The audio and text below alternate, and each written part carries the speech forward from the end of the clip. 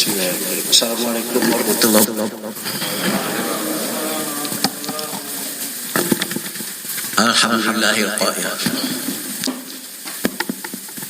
Qul huwallahu ahad, Allahus samad, lam yalid wa lam yulad wa lam yakul lahu kufuwan ahad.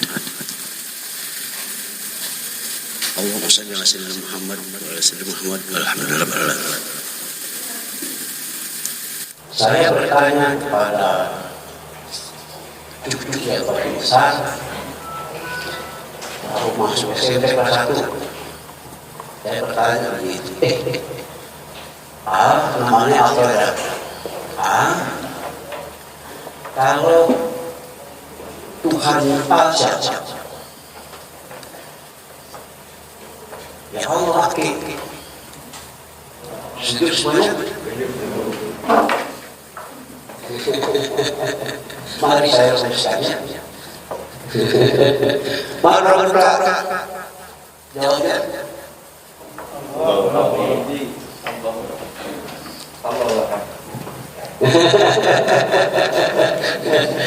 Mari saya luruskan. Ya, tidak salah menyebut Tuhan kita. Tapi jangan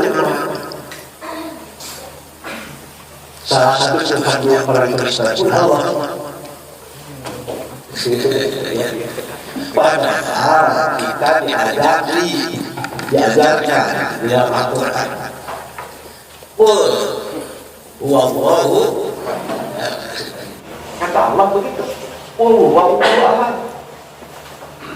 Jadi Allah tuh ingin disebut itu Allahu ahad. Ini sedikit saya tahu ya. Mengapa saya perlu menekankan? Karena nanti ya, kalau kita mau menggunakan pendidikan di STAI Baru Sama ini, itu adalah yang pertama harus kita tanam. Baik, saya akan mengambil judul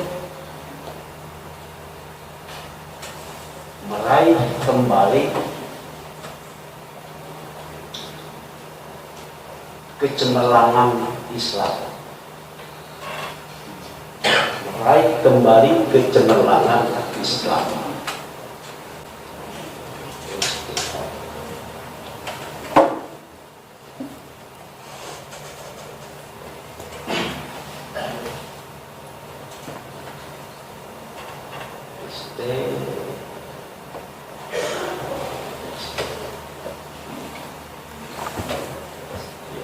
Ini ya.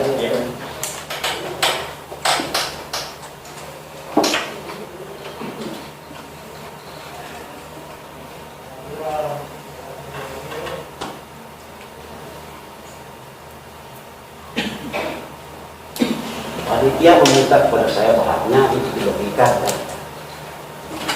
Saya tidak berikan. Kenapa? Karena di dalam doktrin Islam ilmu itu bukan diberikan. Ilmu itu harus dikejar, diraih. Jadi ini tidak akan saya berikan, hanya akan saya berikan kepada mereka yang menginginkan. Begitu, itu doktrin Islam itu. Ya, saya meminta nanti tinggal WA atau apa namanya kirim email nanti saya kasih. Ya. Meraih kembali kecemerlangan Islam. Ini nanti akan saya bagi di dalam 4 bagian. Strateginya bagaimana? Gitu ya. Kemudian yang kedua, ini yang dilupakan oleh semua perguruan tinggi Islam. Saya penasaran. Mengapa justru saya yang lebih tinggi yang bicara tentang itu? Ya. Semua orang di perguruan tinggi atau bahkan mulai dari SD sampai dengan ya sekolah dasar sampai SD sampai SDO, sekolah dokter, ya. Itu mencari referensi tentang pendidikan itu kemana? Dan saya termasuk UIN, termasuk STAI di mana-mana, mencari referensi ke arah sana, bukannya mencari di Quran. Ibu bapak jangan lupa, atau barangkali harus saya beritahu, konstitusi Amerika itu yang dibuat 200 tahun yang lalu, tatkala disusun oleh Thomas Jefferson, apa yang dia minta? Dia minta tolong belikan Quran. Tolong berikan Quran. Dan Quran menjadi salah satu referensi tatkala Thomas Jefferson menyusun konstitusi Amerika. Ya, konstitusi kita walau saya menggali Quran dan saya praktekkan. Nah, Quranic education itu yang bagaimana nanti akan saya buka. Kemudian nanti kita bandingkan dengan sistem pendidikan Barat yang sekarang itu sedang berkibar, itu sistem pendidikannya kawan Victor. Siapa dia? Yang saya jelaskan ya. Kemudian nanti saya tutup dengan ayat yang tadi dibacakan oleh mereka. Ya, baik, kita lihat satu per satu. Jadi tadi saya sangat senang sekali karena Pak Ketua RKI mengajak kita untuk mencari apa keunikan dari STAI Bandung Sabang. Nah, keunikan ini harus menjadi magnet. Sehingga yang namanya magnet itu didatangi, bukan kita mencari. Ya, tapi didatangi orang, didatangi dari berbagai pihak. Magnet kan diam saja di tempatnya. Gitu ya. Jadi bukan kita mencari kemana-mana, itu siapa yang menjadi belajar sejarah. Kita harus membuat itu. Yang pertama, dan ini saya titip sekali, yaitu mari belajar dari sejarah keemasan Islam sejak Bani Umayyah sampai dengan Bani Abbas. Situ saja dulu. Ya. Kemudian setelah itu mari kita belajar dari kemunduran Islam, kemunduran dunia Islam sampai sekarang. Maka pada saat ini Islam di negara kita sedang di obok-obok. Mengapa? Karena tidak ada figur yang simak, kata orang Garut ya. Tidak ada figur yang simak. Mari kita membuat figur yang punya simak. Bagaimana strateginya? Mari kita siapkan generasi yang akan memimpin dunia. Adalah tidak perlu kita berpikiran tentang yang mungkin jauh atau mungkin luar atau yang mungkin Indonesia, mungkin dunia.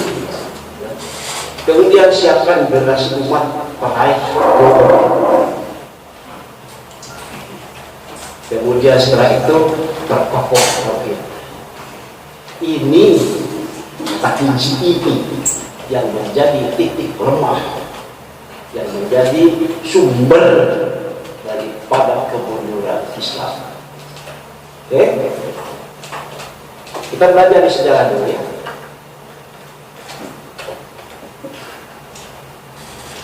Perguruan tinggi pertama di dunia itu yang didirikan oleh Plato. Kira-kira 3 atau 4 abad sebelum Masehi. Namun perguruan tinggi modern justru oleh umat Islam. Citranya biasa. Epik Rasulullah Muhammad SAW itu mendirikan bangunan Islam sampai kokoh. Itu epiknya. Tapi bagaimana Islam itu bersyiar di dunia?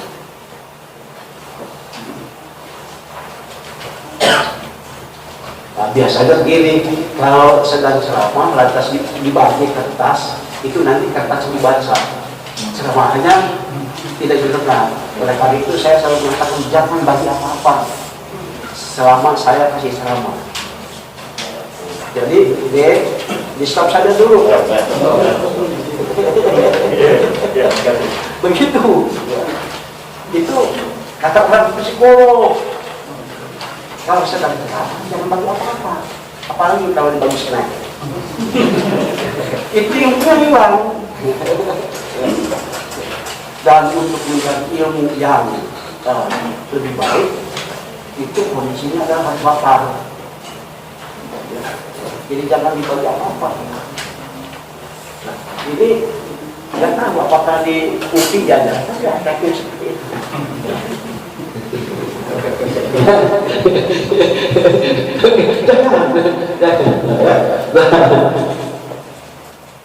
Itu epik Rasulullah sampai bangunan Islam kokoh, sehingga baginda mengatakan pada hari ini, subhanallah, Allah berfirman dalam Al-Qur'an, pada hari ini telah wujudkan.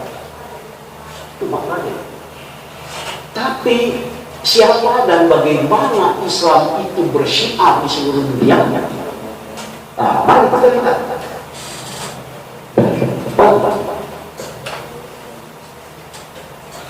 Islam berkibar dan bersyiar di seluruh dunia itu hanya karena hanya karena sains dan teknologi yang dikembangkan berdasarkan tauhid. Ceritanya begini ya, ceritanya 30 tahun setelah Rasulullah kembali ke rahmatullah, itu pada masa zaman Bani Umayyah.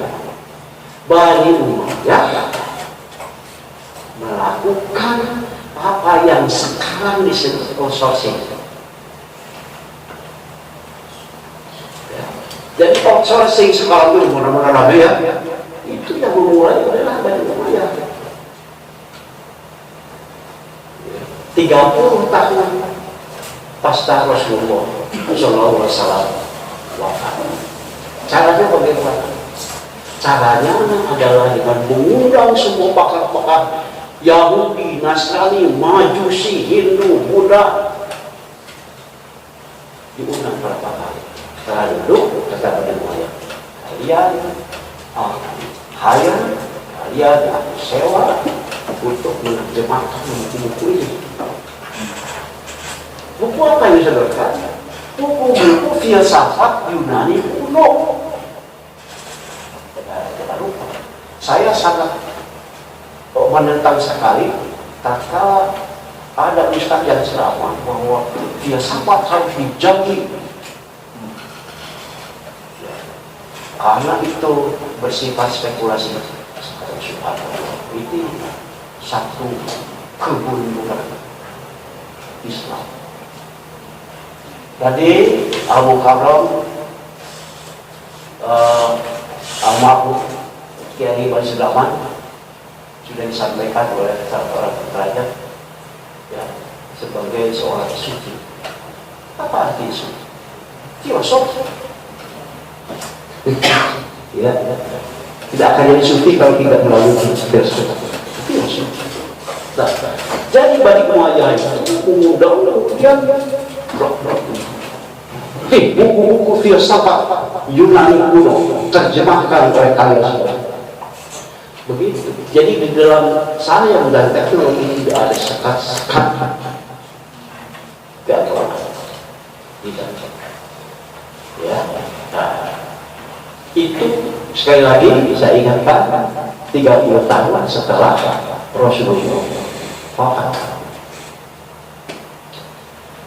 Di situ berkembang generasi muda, sains teknologi, ya, muslim.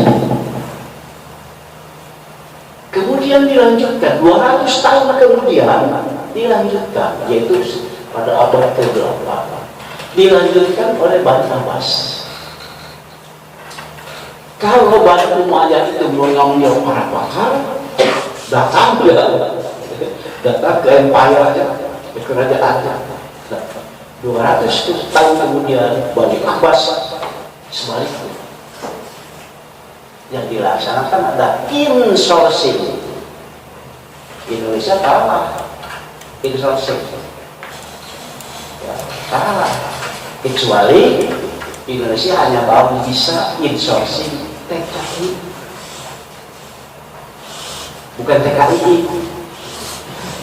Tahun 97 saya mencetuskan ganti itu TKI sebab bikin malu Indonesia. Gantilah dengan TKI, tenaga kerja intelektual Indonesia. Tahun 97 saya sudah mengatakan itu, sampaikan ke masih Pak Harto waktu itu, malu kita mengimpor TKI. Nah, ini yang dilakukan oleh Bani Abbas, insourcing, mengirim ilmuwan-ilmuwan muda, sarjana-sarjana muslim muda ke berbagai negara, khususnya ke Eropa, dan pada waktu itu fokusnya adalah ke Athena. Mengapa Athena? Karena di situlah gudangnya buku-buku filsafat. Jadi dikirim ke sana, kemudian pesannya Bani Abbas, belajar kalian di sana dan jangan lupa pelajari sistem di sana, kemudian bawa buku-bukunya ke sini. Dan tidak berapa lama setelah itu berdirilah apa yang disebut Baitul Hikmah. Ya, pada zaman Khalifah Harun al-Rashid, berdirilah Baitul Hikmah yang orang Barat menyebutnya adalah House of Wisdom. Inilah merupakan alumni dari sinilah yang membuat syiar Islam berkembang sampai orang Barat dalam konferensi internasionalnya di Amsterdam pada akhir abad ke-12 mengatakan, orang Barat bahwa itulah sumber peradaban. Baitul Hikmah. Alumni dari sini kayak ini yang membuat Islam itu semesta. Ya. Nah, bagaimana jadi mundur sampai sekarang? Kan kita pelajari lagi. Bagaimana menjadi mundur? Intinya adalah tauhid itu menjadi rohani. Itu kunci. Jadi pada akhir abad ke-12,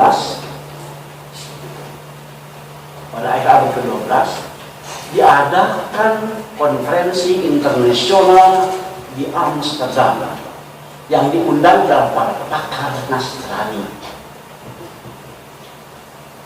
se-Eropa. Ya. Nah, pada konferensi itu disampaikan satu masalah yang sangat sederhana dan dimintakan carikanlah solusinya. Ya, Apa masalahnya? Kata ketua panitia, saudara-saudara, selama 600 tahun lebih kita dijajah oleh dunia Islam. Kata ketua panitia, secara intelektual Eropa dijajah selama 600 tahun lebih oleh dunia Islam.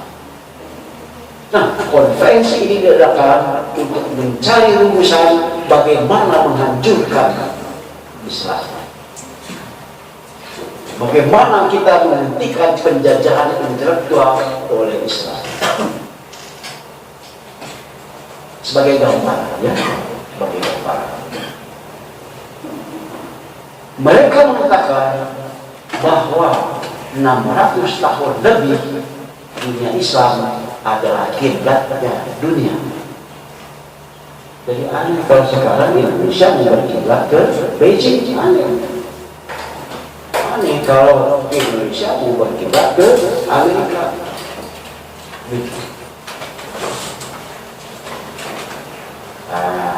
Ini. Jadi ibu bapak saudara-saudara sekalian, jangan cari teman-teman. Bongkar Quran, ikuti sunnah Rasul, cukup itu saja. Kalian berpegang pada dua ini, ketahuan kalian akan selamat. Kita introspeksi, apakah kita dalam bekerja itu mau melaksanakan ibadah atau mau mencari uang? Introspeksi diri saja.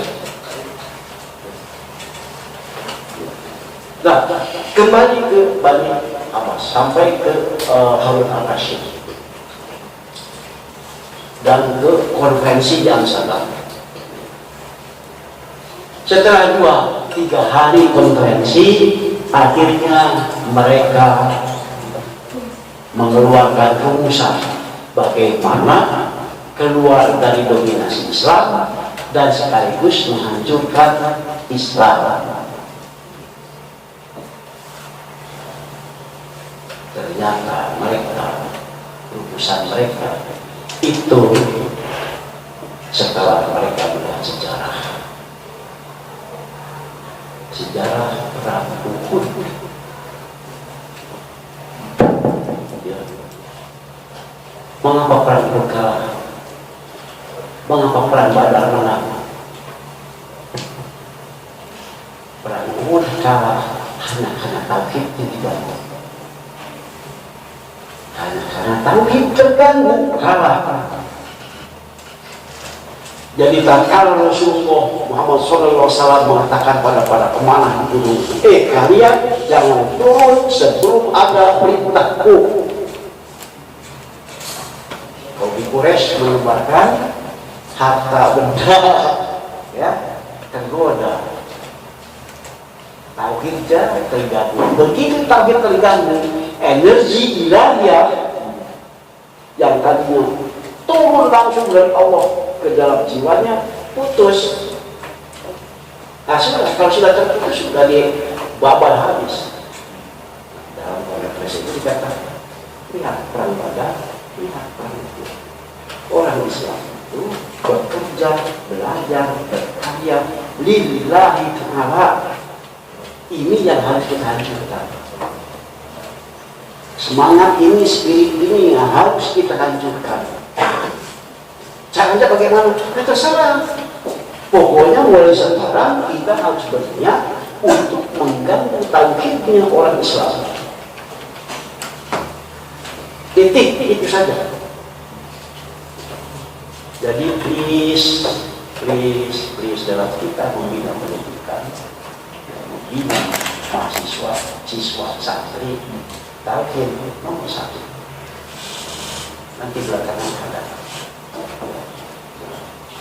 Alhamdulillah gitu.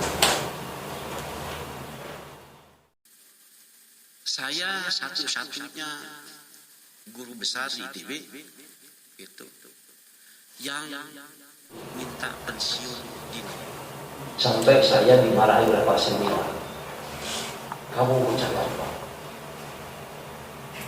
Dah, jangan pensiun, tetap saja di sini. Kamu mau pergi kemana boleh, tapi jangan minta pensiun.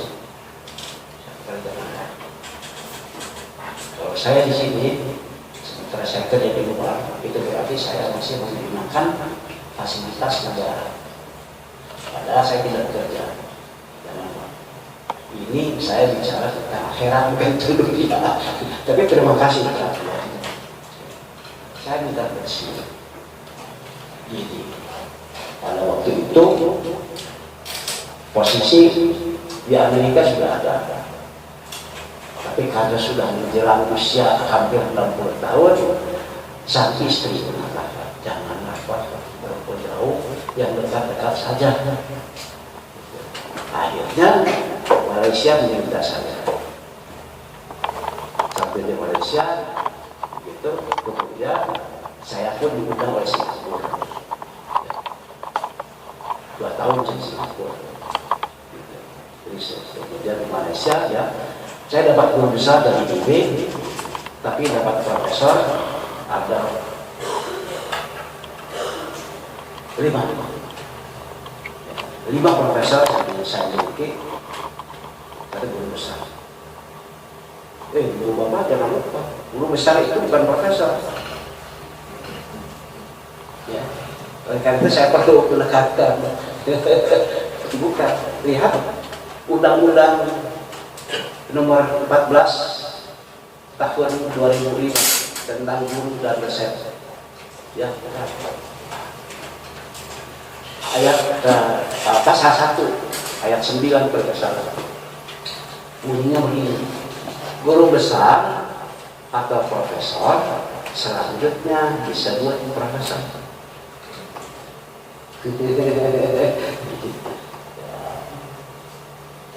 A atau B selanjutnya disebut X. A sama dengan B tidak? Tidak bisa ilmu soal ilmu nahu lah, ya, untuk belajar itu. Bukan. Jadi saya sudah berjuang tidak lama. Indonesia berani mengatakan jangan berusaha. Katakan profesor, tapi belum berani Indonesia. Karena memang pemerintahannya baik kualifikasi. Oke, jadi kembali lagi ke apa namanya konferensi ASEAN. Gang yang terakhir itu yang terjadi sampai sekarang.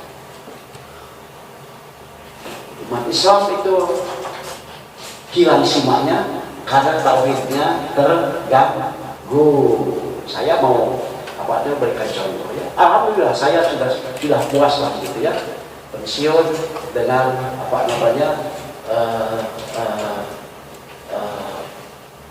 capaian yang bagi saya cukup memuaskan saya bagi orang Garut. Satu-satunya orang Garut yang pernah menjadi ketua majelis guru besar di ITB. Gak tahu berapa puluh tahun lagi ada orang Garut jadi ketua majelis guru besar gitu ya. Kemudian saya dibawai, apa itu dibawai itu ya? Fasilitas. Bukan, dibawai itu, dianugerahi medali emas dari Islamic Country Society of Statistical Sciences. Ya. Mengapa diberi medali emas? Karena kontribusi saya terhadap pengembangan ilmu statistik. Sampai detik ini hanya 5 orang di dunia ini yang dibawai medali emas seperti itu.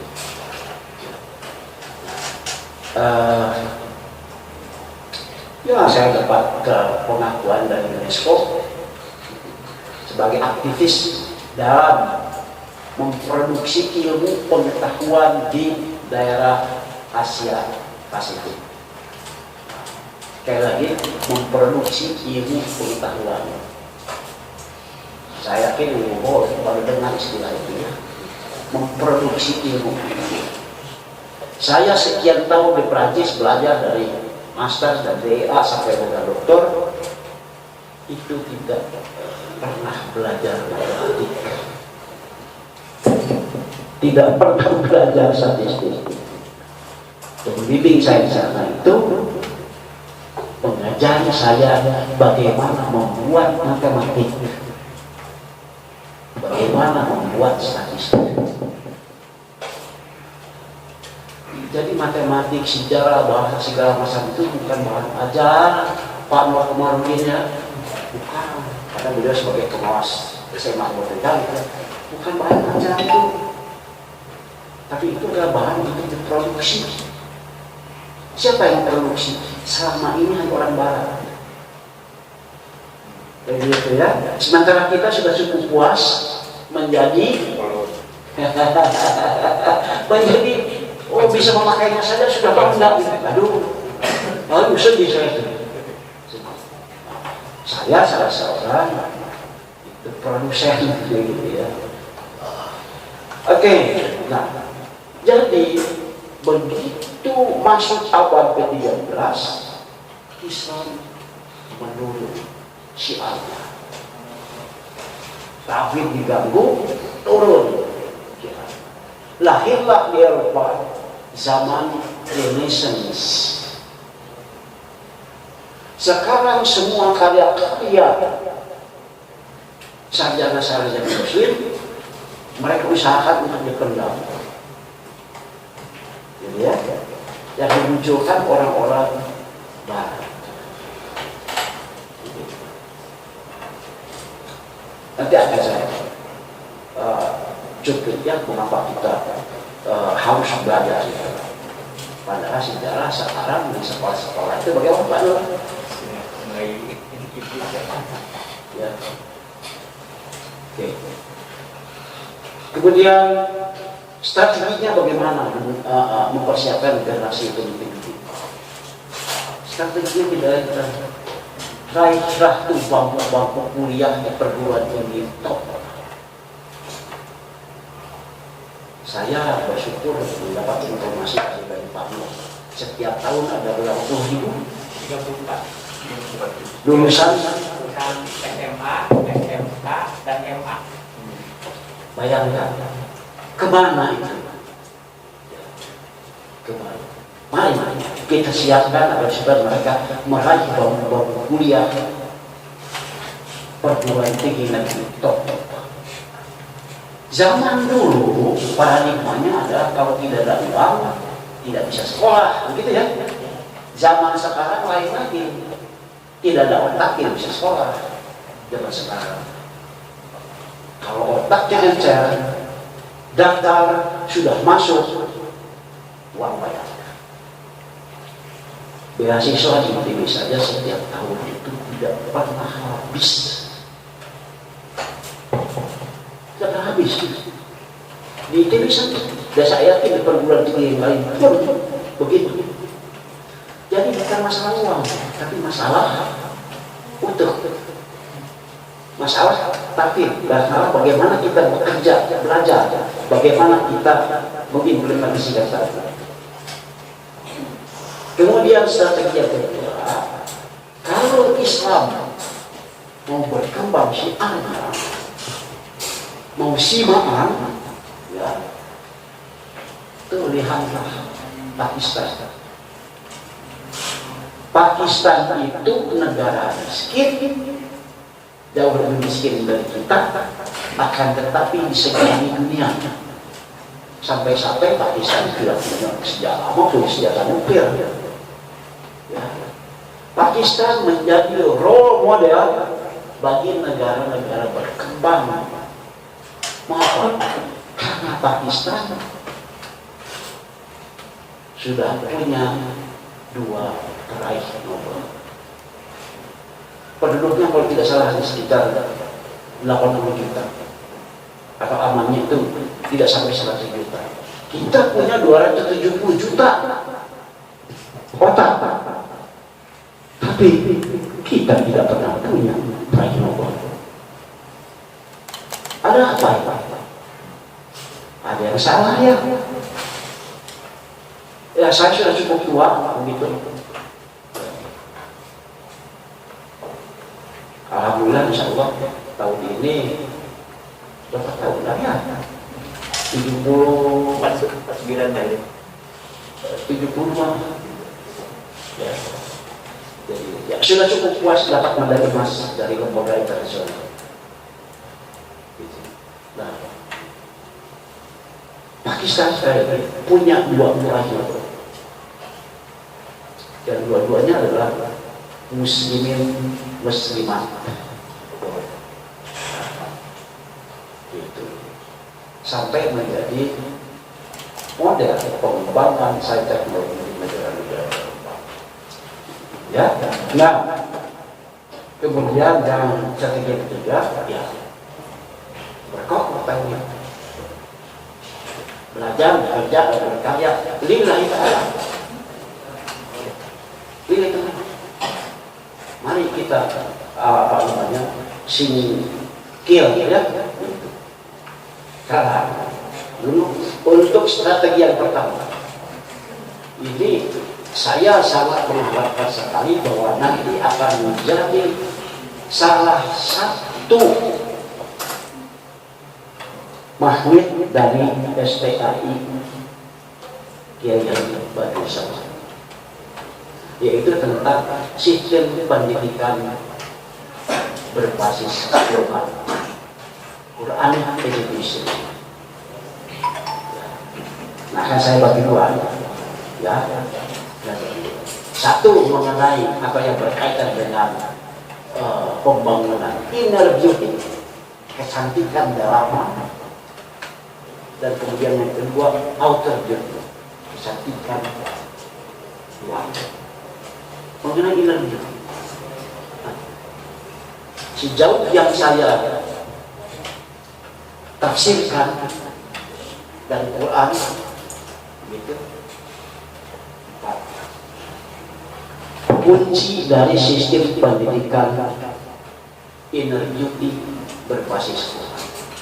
Yang pertama tauhid, yang kedua penajaman pikiran, yang ketiga penajaman hati atau mata hati, dan yang keempat penajaman akal.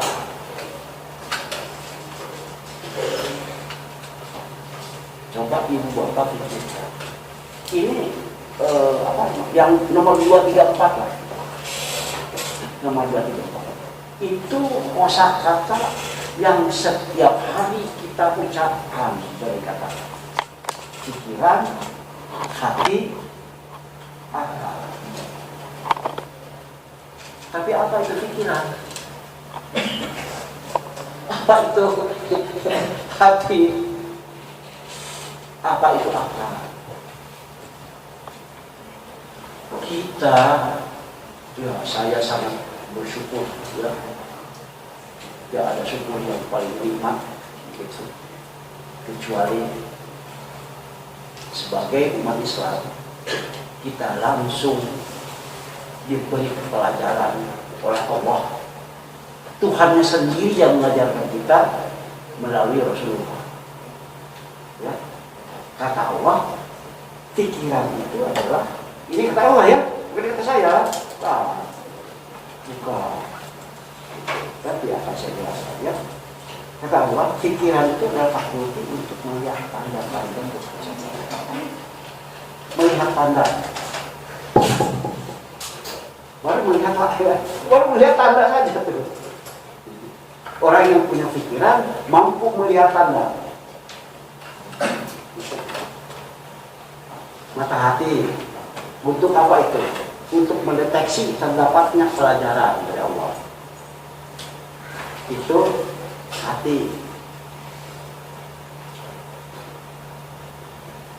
Sekali lagi, ya. Pikiran itu baru melihat tanda.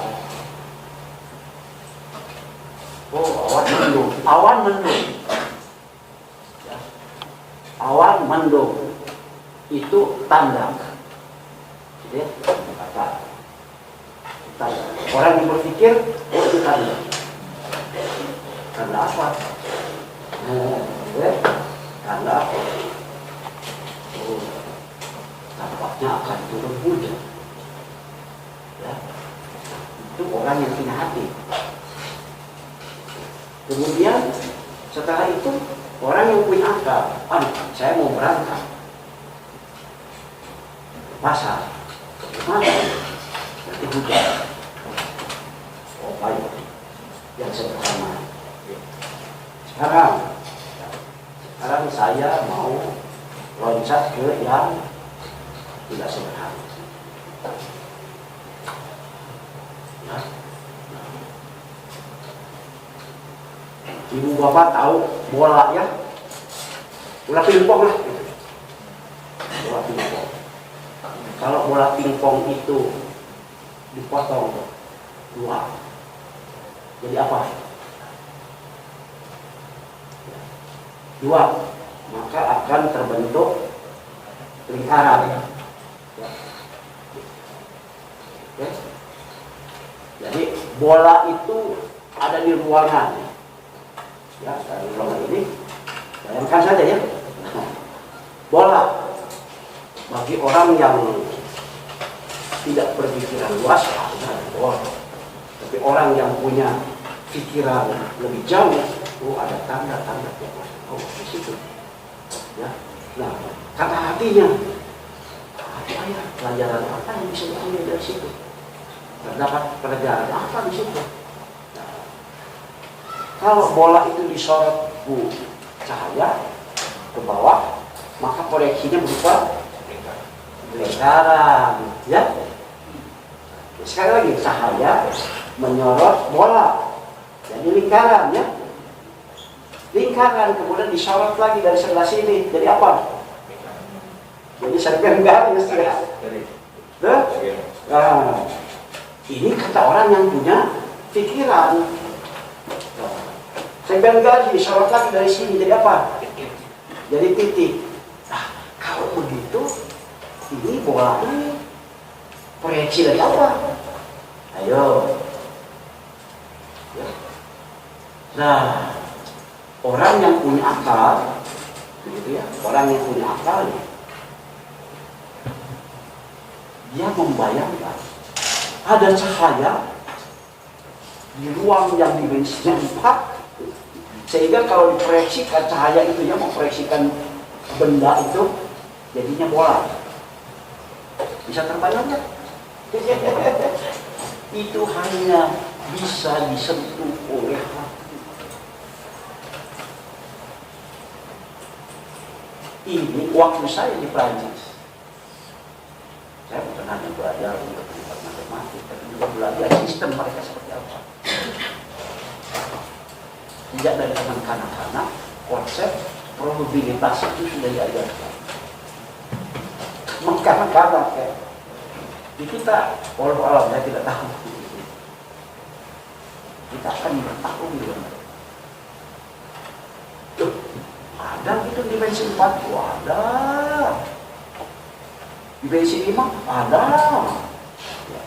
Tapi hanya orang yang punya mata hati yang bisa melihat. Dengan ya. Bendanya seperti apa? Bisa tunjukkan.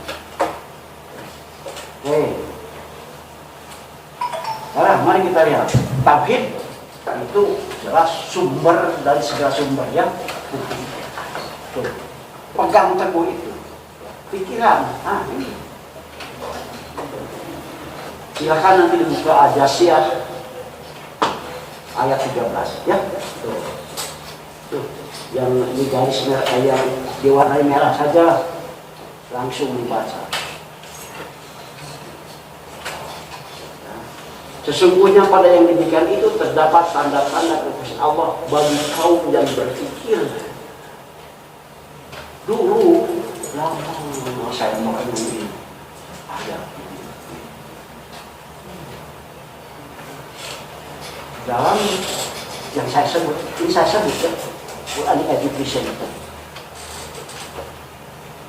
Pertama yang kita jamkan tauhid, yang kedua kita jamkan pikiran, yang ketiga kita jamkan mata hati, dan yang keempat kita jamkan akal. Bagaimana caranya? Nanti saya jelaskan ya. Ini yang empat ini, insya Allah.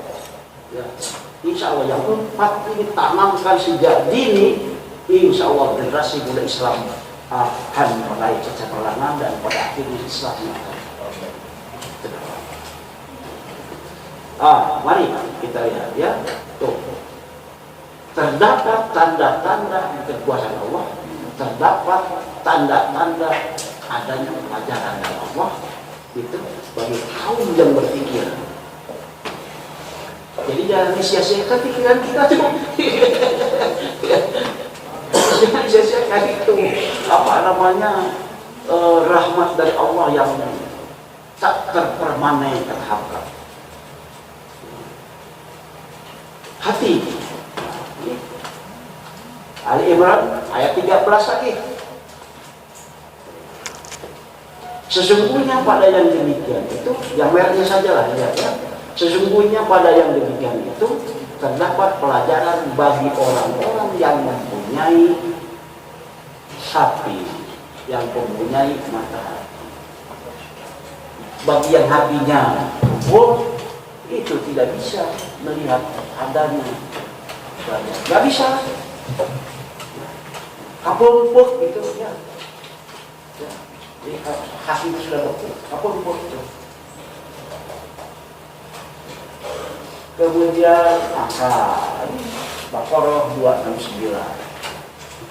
Jadi ibu bapak dalam mengelola lembaga pendidikan jangan pergi kemana-mana. Pergi ke hutan, pergi ke habis sudah. Kalau ibu bapak pergi kemana-mana berarti ibu bapak percaya kepada firman Allah yang mana sudah aku sebutkan hari ini. Kalau mau kata Rasul, peganglah Quran dan Sunnah, saya akan selamat. Jadi aneh kalau ada lembaga pendidikan Islam mencari formula kemana-mana gitu, atau mencari formula kemana-mana, aneh.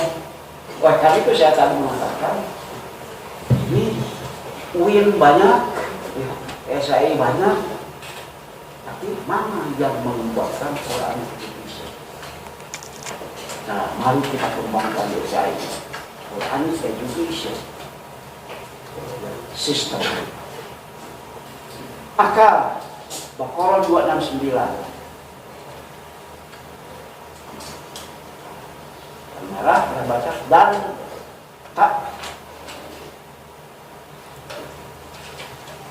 dan tak ada yang dapat dan tak ada yang dapat mengambil pelajaran kecuali orang-orang yang berakal. Tuh, yang dapat mengambil pelajaran itu hanya yang berakal. Jadi tak kala ibu bapak memberikan ujian, memberikan tes, sedang apa ibu bapak? Sedang mengukur sejauh mana akal si siswa, sejauh mana akal si mahasiswa. Gitu ya. Aduh, gamblang itu, gamblang. Tak ada yang dapat mengambil pelajaran kecuali orang-orang yang berakal. Sekarang after beauty-nya. Ini after beauty-nya. Matematik, bahasa, sejarah, filsafat. Yang oleh orang barat ini disebut liberal arts. Orang kita malah belajar liberal arts ke Amerika. Mereka sendiri ambil dari sini. Matematik, bahasa, sejarah, filsafat. Matematik. Ini surat Ibrahim ayat 51. Tuh. Innallaha syari'ul hisab.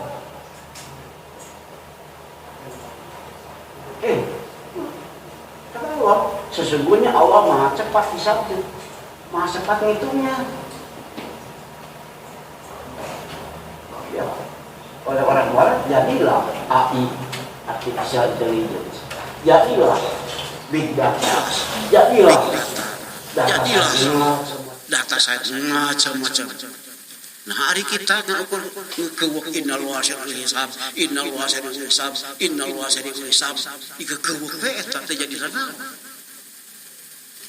Padahal itu intinya matematika. Jadi belajar matematika itu ada perintah Allah. Saya tidak tahu tuh mengapa ayah saya dulu memasukkan saya ke matematika. Gitu dia. Pada waktu itu diperbolehkan calon mahasiswa itu mengambil 3 pilihan.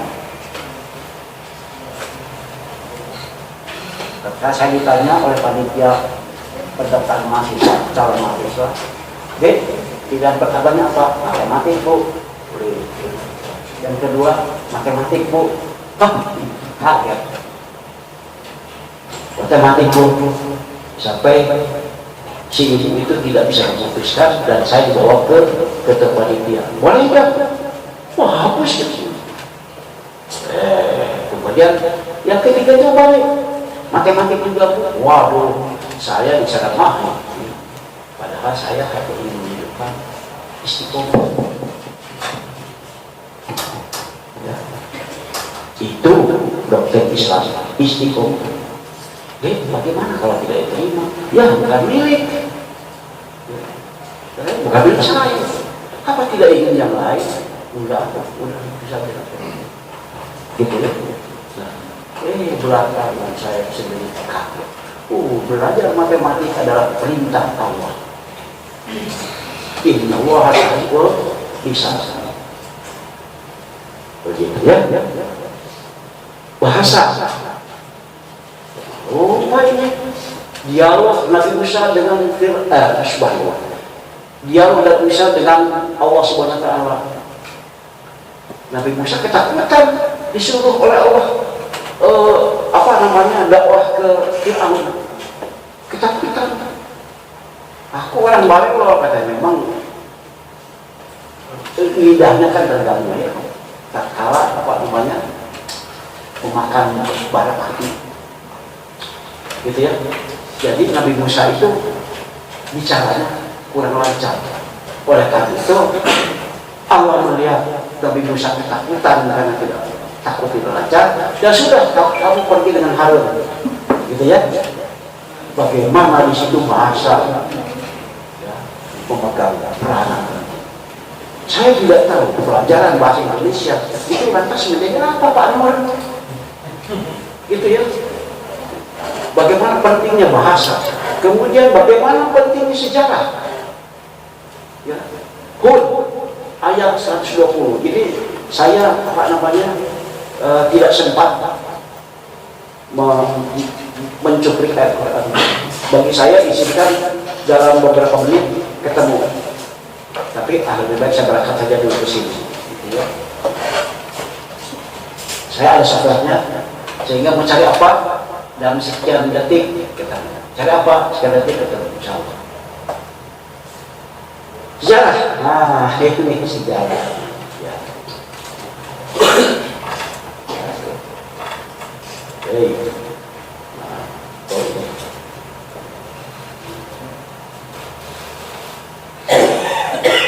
Walan naqusyu 'alaika bil husna. Walan naqusyu 'alaika min amba'il rusul ayat. Ya. Dan semua kisah dari rasul-rasul kami ceritakan kepada Muhammad. Ialah kisah-kisah yang dengannya aku teguhkan hatimu. Itu kata Allah. Belajar sejarah itu untuk meneguhkan hati, kata Allah. Insya Allah keluar dari sini ibu bapak sudah lebih teguh hatinya karena sudah mendengar sejarah Bani Umayyah, sejarah Bani Abbas, ya, sejarah konferensi mengganyang dunia Islam di Amsterdam. Insya Allah lebih teguh hati. Mudah-mudahan nanti cerita di depan kelas, ya, ceritakan sejarah Bani Umayyah, sejarah Bani Abbas dalam membangun syiar Islam, sejarah kemunduran Islam setelah diganggu tauhid oleh musuh-musuh Islam. Jadi sebenarnya yang menjadi musuh utama Islam bukan non-Muslim, bukan. Musuh utama orang Islam adalah orang Islam sendiri. Musuh utama Islam adalah orang Islam sendiri. Ya, tuh. Kalau orang Islam sendiri bisa ternak dalam tauhid, Islam tidak akan menjadi musuh. Filsafat, nah ini ilmu mantek. Saya belajar sedikit dulu ilmu mantek dari sang ayah, ya. Nah ini saya mencerita bagaimana hebatnya filsafat Islam. Perguruan tinggi negeri pertama di Prancis itu adalah antara lain Université de Paris, Universitas Paris. Pada abad ke-13, ya, ini sejarah ini. Pada abad ke-13, ya, universitas itu mengembangkan kurikulum untuk bidang filsafat. Kemudian disodorkan, nih ada dua referensi. Satu referensi yang ditulis oleh Ibn Rushdi, dan satunya lagi yang ditulis oleh Thomas Aquinas. Ibn Rushdi saya yakin ibu bapak sudah pada tahu, atau mungkin sudah pernah dengar. Thomas Aquinas ini siapa? Ini ada sarjana Nasrani yang hebat pada masa itu. Lahir 100 tahun kira-kira ya setelah Ibn Rushdi. Jadi Universitas Paris itu pengembang kurikulumnya nih disodorkan dua referensi, Ibn Rushdi atau Thomas Aquinas. Jangan lupa Prancis negara Nasrani. Ya, wow, timbul perdebatan yang hebat dan pada akhirnya referensi mana yang terbaik? Ibn Rushdi.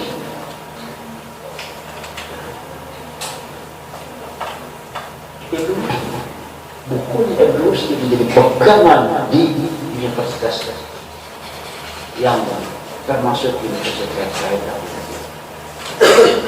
Ya, sebelum kita diskusi, saya mau lebih cepat lagi nih. Ya, mari kita bandingkan dengan sistem pendidikan Alan Tinggal. Siapa ini dia? Dia adalah chief kepala divisi sains pemerintah Australia. Saat ini masih menjabat. Namanya Alan Tinggal. Nah, sistem pendidikan itu sederhana.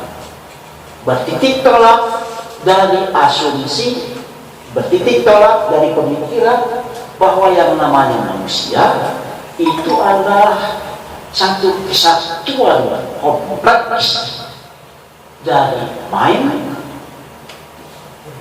pikiran, ya, body, raga, dan emosi. Ya. Dan dari situ dikembangkanlah sistem. Ya, nah, jadi yang namanya manusia selama melalui proses pendidikan itu akan selalu menajamkan pikiran, menajamkan kekuatan badan, dan menajamkan kehalusan emosi. Ya, nah, ini marah. Mari kita lihat. Ini hanya secuil dari Quran. Ya, baik. Kata dia, untuk menajamkan pikiran, sarananya adalah dua, matematik dan bahasa. Matematik dan bahasa. Saya tidak tahu ini kita mau kemana dekat arah apa namanya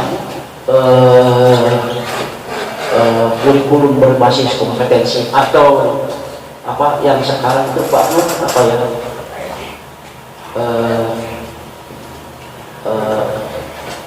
kompetensi kalau tidak salah ada 17 ya, ada 17 butir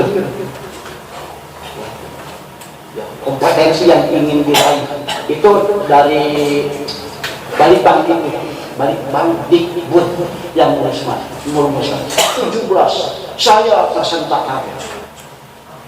karena Amerika hanya 6 tapi 6 itu sudah menyambut yang 17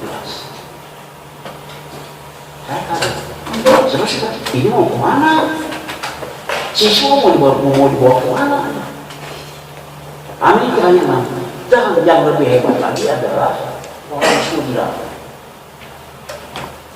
orang Sunda hanya 5 sabar power no aja tak benar pintar Singet. kata orang Sunda lah ini bukan main-main ini kampung kita orang Sunda walaupun saya masih apa namanya mendebat itu yang 5 ya. Apa paling tadi? Cager, bager, pindah, tuh tidak ada imannya. Ya memang kalau orang Sunda kan produksi wangi, orang Islam, gitu. Ya. Nah. Jadi kata dalam sistem pendidikan Al-Quran untuk menajamkan pikiran sasarannya adalah matematik dan bahasa.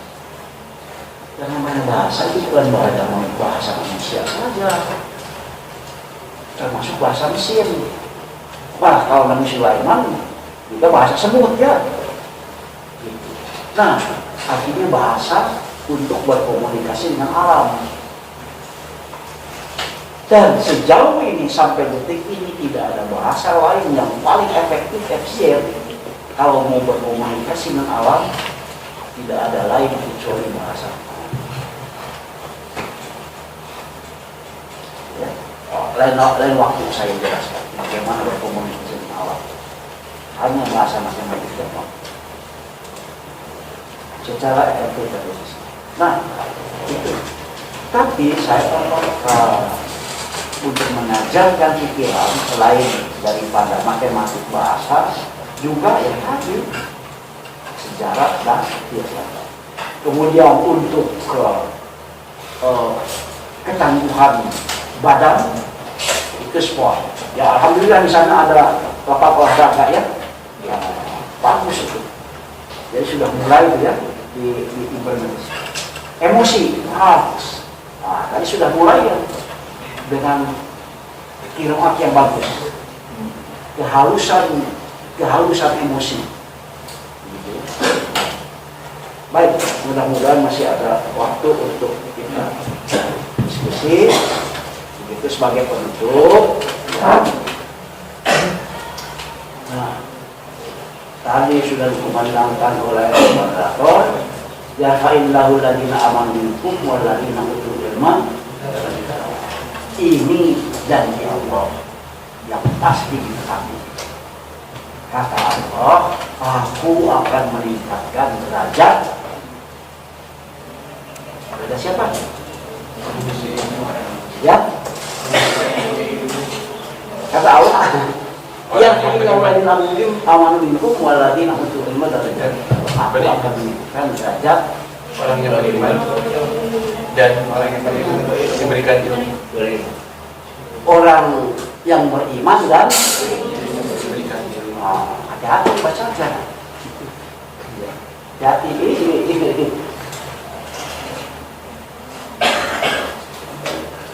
Ayo mari kita lihat ya.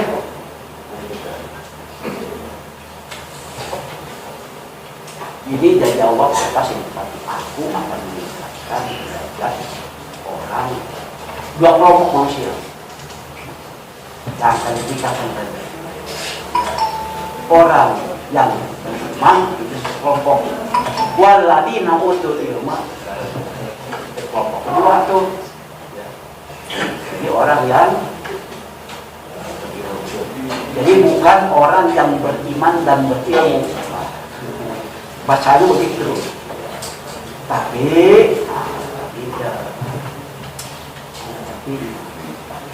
orang yang beriman dan berilmu itu ditingkatkan derajatnya di dunia dan di akhirat. Orang yang berilmu saja tanpa iman ditingkatkan derajatnya di dunia. Orang beriman mungkin di dunia tidak dikenal, di akhirat seperti West apa ya? Nah, West itu kan orangnya tidak dikenal di bumi, tapi dikenal di langit, gitu kan?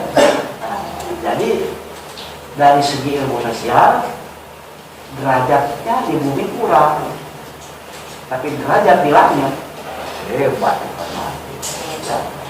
Nah, kemudian satu lagi harus kita baca ini baik-baik ya.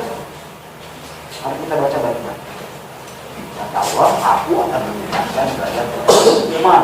Ya, orang yang beriman, dah itu iman ya. Saya tidak akan menyentuh si iman. Tapi yang kedua, dan orang yang berilmu. Mari kita lihat. Mari kita lihat. Maha hebatnya Allah di sini tidak mengatakan ilmu apa itu. Allah tidak mengatakan aku akan meningkatkan derajat orang yang berilmu matematik. Tidak. Atau derajat orang yang berilmu kedokteran. Saya ceramah di pendopo. Mungkin 20 tahun yang lalu. Itu banyak anggota DPR. Silakan baca baik-baik. Allah tidak menjanjikan akan mengangkat derajat orang yang menjadi anggota DPR.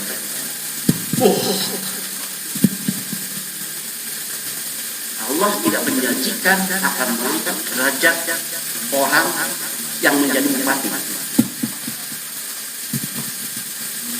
Ini bacain baik-baik, bukan kata saya. Tapi Allah di sini menjanjikan akan mengangkat derajat orang yang berilmu, dan Allah tidak mengatakan ilmu apa. Jadi kata Allah, apapun ilmu yang kalian geluti, aku akan tingkatkan derajatmu. Asal, nah ini interpretasi saya. Asal profesional.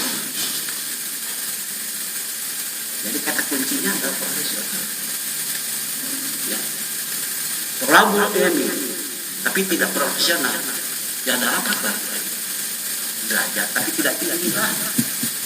Ya. Akan tinggi. Kalau mau derajat yang tinggi, harus profesional. Sementara ini, alhamdulillah saya dipercaya untuk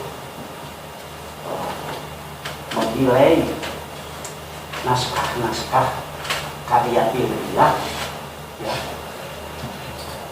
yang masuk ke 25 jurnal internasional ya. Dan saya sangat khawatir naskah-naskah yang ditulis oleh para dosen di Indonesia itu suka sekali mengatakan mungkin 1% itu kurang yang layak. Dan saya pensiun dari Malaysia tahun 2016 balik ke sini sampai sekarang itu saya sebagai anggota Dewan Pakar Asosiasi Dosen Indonesia. Ini ADI ini dibentuk oleh Presiden Habibie dan saya diamanati untuk melatih para dosen dan guru besar menulis untuk jurnal internasional. Ya ampun, berat sekali. Berat sekali. Ini tantangan sebab di dalam undang-undang tentang guru dan dosen yang namanya dosen itu adalah ilmuwan.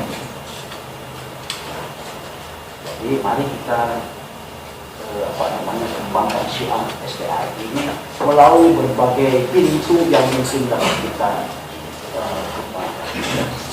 Jadi tadi ada mari kita pikirkan tentang pengembangan sistem pendidikan, saya sebut Quranic education system.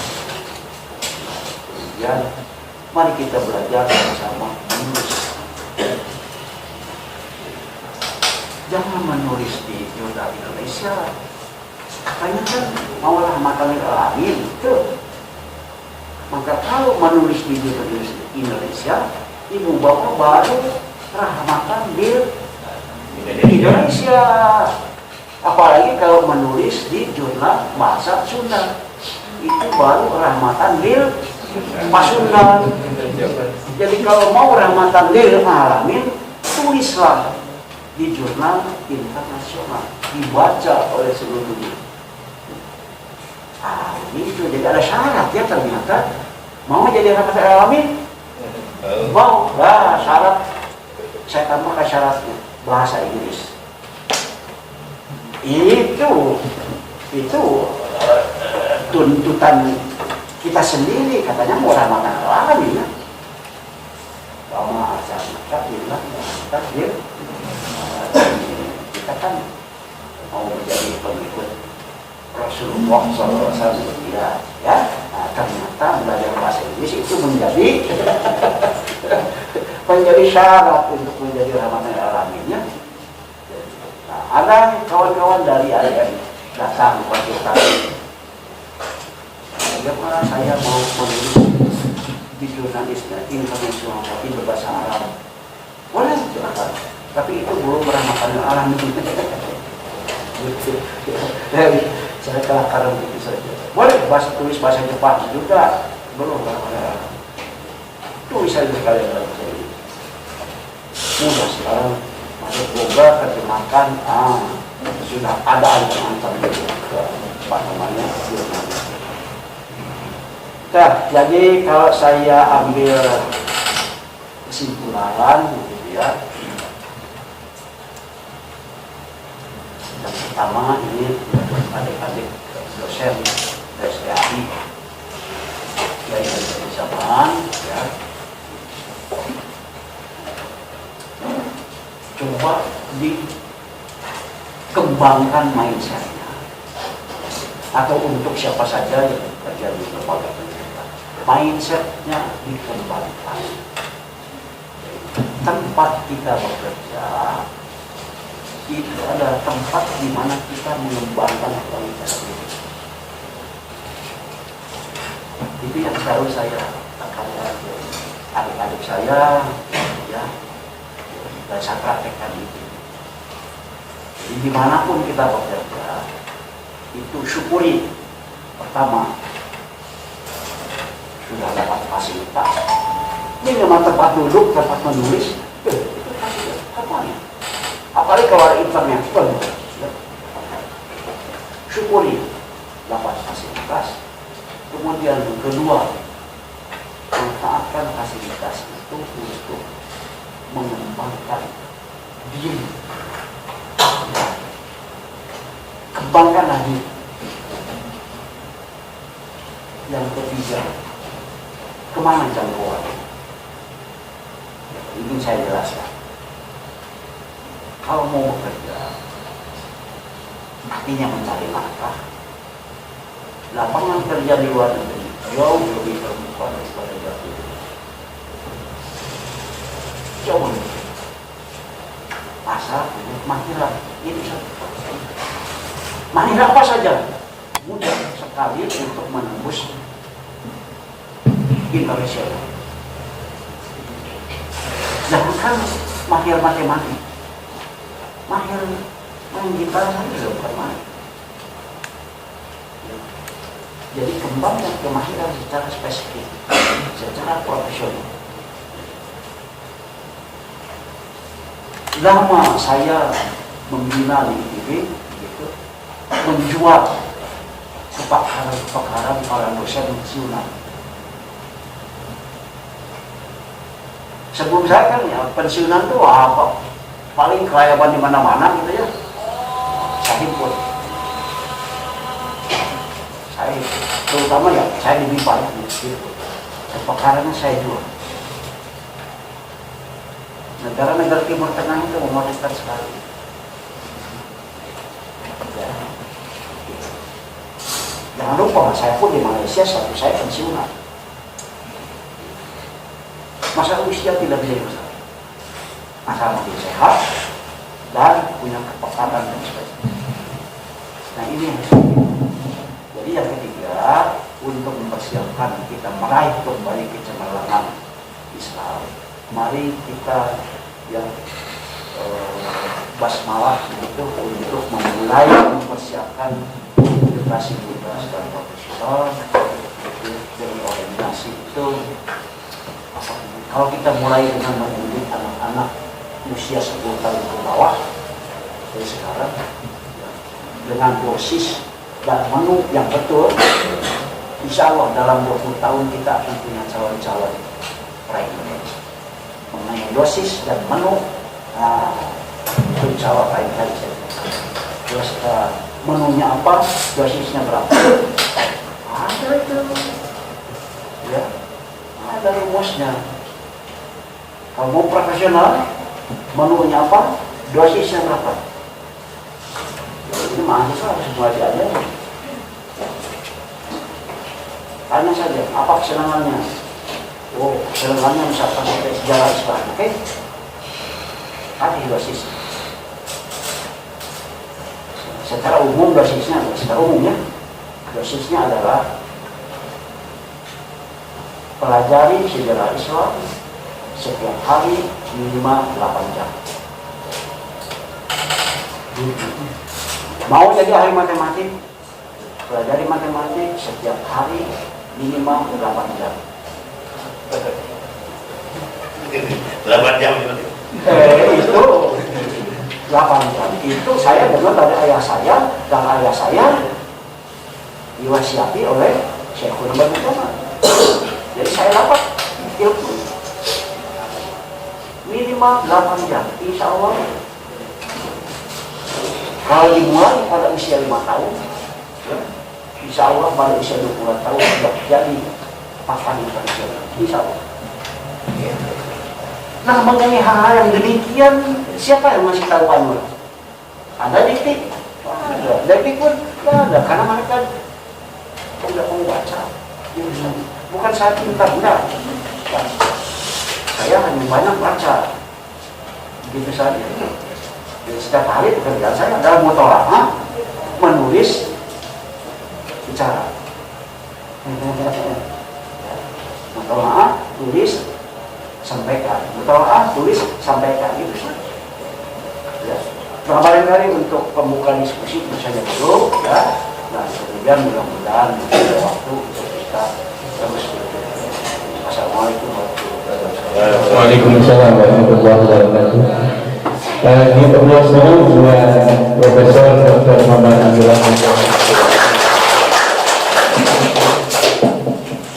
Ya, terima kasih.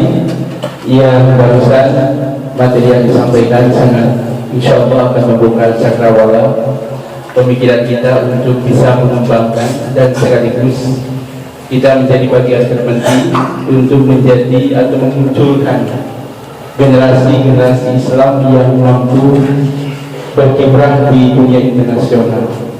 Karena tadi barangkali Prof menyampaikan bahwa ketika kita ingin muncul menjadi insan-insan yang rahmatan lil alamin, maka di sini harus dikuatkan dua potensi dasar. Yang pertama yaitu inner beauty dan juga outer beauty, yang mana tentunya inner beauty yang ada di dalam diri kita, kecantikan di dalam diri kita. 4 hal yang tadi Profesor sampaikan yang menjadi bahan telaah, bahkan menjadi sesuatu yang kajiannya sangat luar biasa bagi kita. Pertama, kita memperkuat untuk tauhid kita, kemudian pikiran kita, kemudian mata hati kita, dan yang keempatnya adalah akal kita. Ini outer, inner beauty. Kemudian dalam outernya beliau menyampaikan bahwa outer beauty yang perlu kita asah-asih dan perlu kita kembangkan 4 tadi ya Prof yang disampaikan Prof. Pertama yaitu matematika, bahasa, kemudian juga yang ketiga sejarah, dan yang keempat tentunya berkaitan tentang sesuatu yang harus kita kaji di dalam proses pemenuhan keilmuan yang kita dapatkan. Itu barangkali ya kata Prof. Maman. Dan tentunya saya mohon maaf sebelumnya belum menyampaikan tadi tentang kurikulum PT beliau yang sangat dahsyat dan luar biasa, yang beliau juga tadi menyentuh tentang istilahnya beliau termasuk 5 profesor yang menjadi istilah aset internasional, gitu ya. 5 profesor, 5 orang di dunia ini yang bahkan beliau secara spesifik beliau itu keahlian dalam bidang Aljabar di ITB. Beliau pernah bahkan beliau menjadi MGP atau sebagai ketua istilahnya musyawarah guru besar di ITB tahun 2007 beliau alhamdulillah. Bahkan kalau saya melihat dari highlight beliau, pertama beliau adalah gold medal for outstanding contribution in statistics conferred by the Islamic Country Society of Statistical Scientists 2005. Kemudian juga yang kedua adalah Gold Medal Award for Fidelity to the Nation atau Setia Lancana Karya Setia 30 conferred by the President of Republic of Indonesia 2005. Ini 2 medali emas yang sangat luar biasa, dan tentunya ini menjadi bagian motivasi bagi kita untuk menggali sesuatu yang beliau sampaikan. Dan tentunya barangkali para ibu, bapak, kemudian para mahasiswa, para dosen, untuk kita kembangkan apa-apa yang barusan beliau sampaikan. Ini barangkali silakan di antara ibu atau bapak yang akan bertanya untuk kita berdiskusi, dibagi 2 sesi ya. Sesi pertama 3 penanya, kemudian termen kedua juga sama 3